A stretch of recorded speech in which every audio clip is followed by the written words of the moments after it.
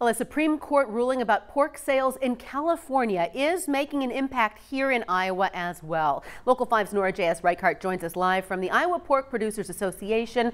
Nora, tell us more.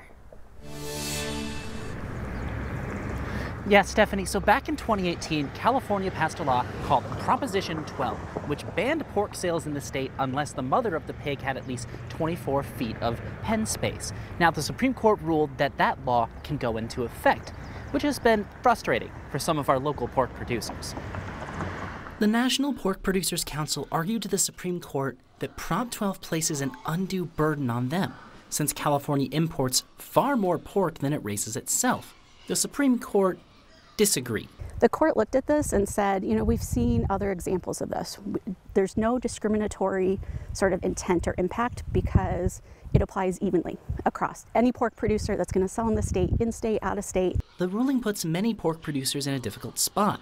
If they don't update their barns to provide the required living space for pigs, the potentially costly renovation, they're losing out on sales to a state that consumes 13% of the nation's pork. Every farm is going to have discussions with their packer or whoever is buying the meat off of their farm and see what kind of guidelines or rules those folks are going to put forth onto the farmers that they're raising the pigs that go into their supply chain. And the impacts of the Supreme Court's ruling could go far beyond the pig pen as well.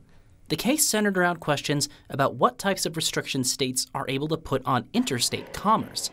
Experts say the ruling could be used to justify laws based more in ethics than economics. Can a state ban products that were produced by child labor? Can we do it if it's produced by agricultural workers that we argue don't receive a fair or living wage? If we want to start looking at more of the environmental impact. So there's at least some Americans who are celebrating the ruling, and that's animal rights groups. Wayne Pacelle, president of Animal Wellness Action, said the ruling was, quote, a loss for hog factory farmers and a win for the vast majority of Americans who want to know that animals raised for food were not immobilized or otherwise tortured in production. Live in Clive, this is Nora J.S. Reichart for Local 5 News. We are Iowa.